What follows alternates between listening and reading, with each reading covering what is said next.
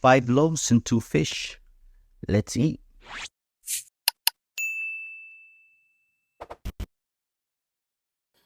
Welcome back. Welcome back. We got bread. We got something to munch on. Critics of the SDA Church say that we are wrong for teaching that Jesus is Michael the Archangel. So in this video, we're gonna continue to see who the evidence is. Michael Jesus? Is he not Jesus? Okay, that's what we're gonna answer. Okay, so but today I just want to talk about what Sam Shimon shared. It's regarding the two words, the Hebrew words, Nagid and Sar. And both of these words means prince. Okay? Doug Batchelor, representing the SDA Church, said that in Daniel, Michael is the prince and Jesus is the prince. Therefore, Jesus is Michael and Michael is Jesus. They are one person. Okay? So let's go to the video. After that, we will continue on our conversation. Go with me now to the book of Daniel again, but we're going to go to Daniel 10. You find Michael referenced really 4 times in Daniel, maybe actually more than that. Sometimes he's simply called the prince. Go to Daniel 10, verse 13. I think that when God introduces someone in prophecy, he then explains it later. In Daniel 10, verse 13, it says, "But the prince of the kingdom of Persia withstood me 21 days. The Bible tells us Daniel was fasting and praying for 3 weeks. That's 21 days. And the prince of the kingdom of Persia, it's talking about the power behind the kingdom of Persia, that was the devil. He resisted me, and behold, Michael, one of the chief princes, came to help me. For I had been left alone there with the kings of Persia." It says kings there because you get the Persian kingdom was a dual kingdom, the Medes and the Persians, the Medo-Persian kingdom.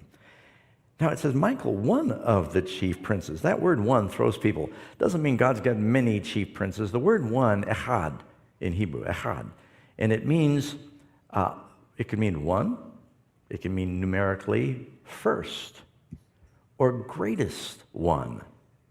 It's like you would call the president's wife the first lady. It doesn't mean she's the only lady. It means that there's a position of honor. And so it's really saying Michael, first of the chief princes, or greatest of the chief princes. So that's one clue. That's not totally clear. Go to Daniel 10:21, same chapter. "But I'll tell you what is noted in the scripture of truth. No one upholds me against these except Michael, your prince." Now he's talking to Daniel. This is Gabriel talking to Daniel. He says, Michael, your prince. Who is the prince? Oh, get your credit card out. There's more. Turn with me now to a prophecy about the Messiah. Daniel chapter 9, verse 25. This is one of the most important prophecies in all of the Bible. It pinpoints the first coming of Jesus. I think you could have pinpointed basically the time when Christ would be born, as well as the time he would be baptized, at the time he would be crucified, all from Daniel 9. But we'll have to go there in a few weeks during our prophecy seminar. "Know therefore and understand," Daniel 9:25, "that from the going forth of the command to restore and build Jerusalem until Messiah the Prince." Now there you have it. Who is the prince? Who is Daniel's prince? Who is the chief prince? Who is he? Messiah. But some of you aren't convinced. I just want to point out some things that Sam Shimon shared. He pointed out 2 things. The word in the book of Daniel, the word Nagid and Sar. These 2 Hebrew words, they both mean the same thing, but 2 different words. You know, let me just let him explain it his way. Coming back to the issue, here's the other thing he did. A lot of people don't catch this. He went from Daniel 10:13, where the word for ruler is Sar, S-A-R. Mhm. Okay, now watch what he did here. Okay, and it's plural, Sarim. He then jumped to Daniel 9, 25, where the Messiah, anointed one, is called prince, but he didn't tell you it's not the same word. In Daniel 10, the word is sar, plural, sarim, whereas in Daniel 9:25, the word for ruler is nagid. It's not the same word. Now, they may be synonymous, but you have to make that point. In other words, you can't assume it. So for the uninformed, you're going to think, oh, wait, Daniel 10, Michael is called ruler, and in Daniel 9:25, Messiah is called ruler. See, that makes a strong case. If he's the greatest ruler, and yet the Messiah is going to be the greatest ruler, therefore Michael is a Messiah. But the problem is, and if you bring up, I don't know, Bible Hub, you'll see, Daniel 10:13, it's sarim, plural of sar, whereas in Daniel 9:25, it's nagid. It's not the same word. Now, you can say it's synonymous terms, but the point was, this is one of his proof texts, meaning one of his strong arguments that, see, Messiah is ruler, Michael is ruler, therefore they're the same person. Well, you're going to have to then show, number one, that nagid and sar are being used synonymously. So, guys, it's not the same term. Now, that doesn't mean they can't be used synonymously, but you have to prove that. You can't assert it, because notice his audience are not aware of the text. He's simply telling the audience, based on a translation, Daniel 9, Messiah is called ruler. Daniel 10, Michael is called the greatest of rulers. So he's a ruler, Messiah's ruler, ipso facto, they're one and the same. Well, no, make it clear to your audience who trust you that they're not the same Hebrew words, and then make a case that though they're not the same Hebrew words, they're being used synonymously. Don't simply assert that, prove it. So let's get into these Hebrew terms. The first one is nagid. Nagid means leader, ruler, captain, prince. Now the other word is sar. Sar also means prince, ruler, leader, chief, chieftain, official, captain. Both of these two words, nagid and sar, they both mean prince. The word nagid occurs in the book of Daniel only 3 times. Daniel chapter 9 verse 25. This nagid, the word nagid or prince, refers to the Messiah. Okay, Daniel 9 verse 25. Know therefore and understand that from the going forth of the commandment to restore and to build Jerusalem unto the Messiah, the prince, shall be 7 weeks and 62 weeks. The streets shall be built again, and the wall even in troublous times. The next verse, in verse 26, is the next occurrence of nagid. And after 62 weeks shall Messiah be cut off, but not for himself, and the people of the prince shall come shall destroy the city and the sanctuary, and the end thereof shall be with a flood, and unto the end of the war desolations are determined.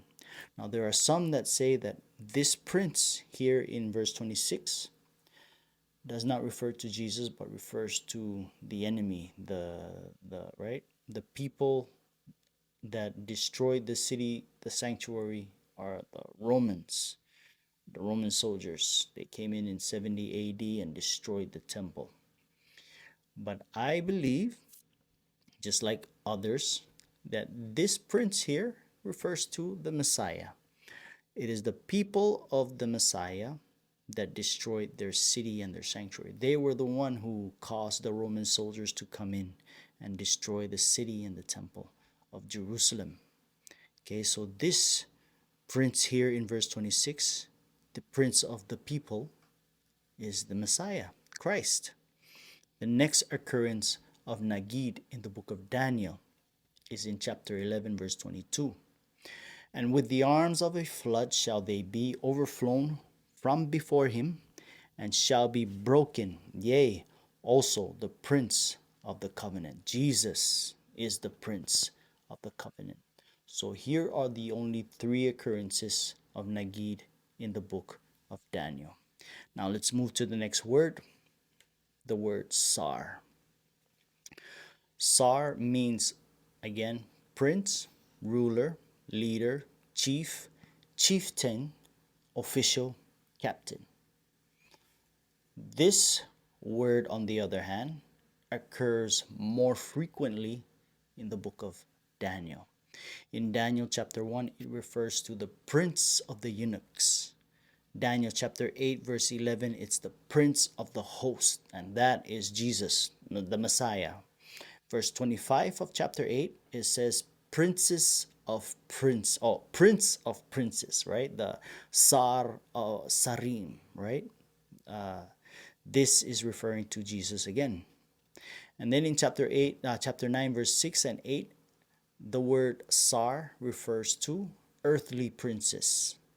In Daniel chapter 10, verse 13 and verse 20, it refers to a dark prince, the one who withstood Gabriel for 21 days when Daniel was praying. In Daniel chapter 10, verse 20 again, it also refers to a prince of Greece. Verse 21, Daniel chapter 10, verse 21, Sar refers to Michael. And then in chapter 12, verse 1, it calls Michael the great prince. Okay. Now, in chapter 10, verse 21, it says Michael is Daniel's prince, Daniel's ruler, Daniel's captain. And that will include Daniel's people as well. Okay, the ruler of the people, the captain of the people, the prince of the people. In Daniel chapter 11, the last occurrence, Daniel chapter 11, verse 5, it refers to the princes of the south. So Sar, if you notice, if you look carefully, Sar also refers to Jesus the Messiah, the prince of the hosts, the prince of princes. And at the same time, it also refers to Michael, the great prince of Daniel. So here we are.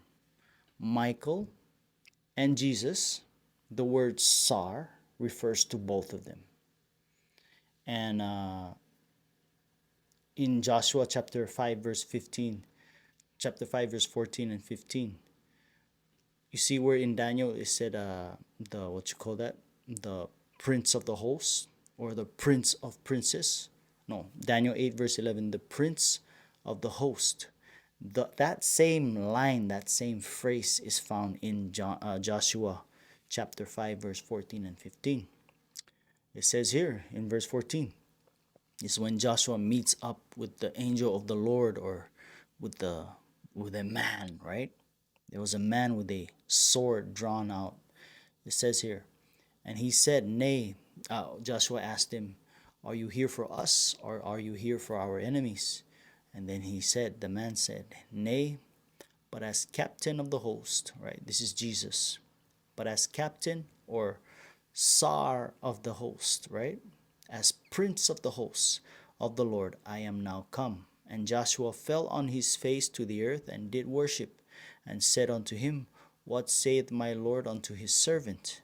And the captain, or the prince, or the Sar of the Lord's host said unto Joshua, loose thy shoe from off thy foot, for the place whereon thou standest is holy. And Joshua did so. Joshua worshipped this man, okay, this captain, this prince of the host. He worshipped him, and he also took off his shoes. It's a reminiscence of when the angel of the Lord, talking through the burning bush, told Moses to take off his shoes because the ground he was standing on is holy, right? That's the same person. So the word Sar refers to the Messiah, the prince of the host, and Michael, the great prince of Daniel. The evidence, it looks like Jesus as Michael. That's what the evidence is pointing towards. That's how I see it. That's what I see. But maybe you have a different opinion. You have a different take on this one. Please comment. Tell me. All right. Tell me what you think. Okay, so I'll be back on the next video, and we're gonna compare the two, Michael and Jesus, how they are similar or they are not similar. So that's what we're gonna see on the next video. So see you on the next one. Peace. God bless.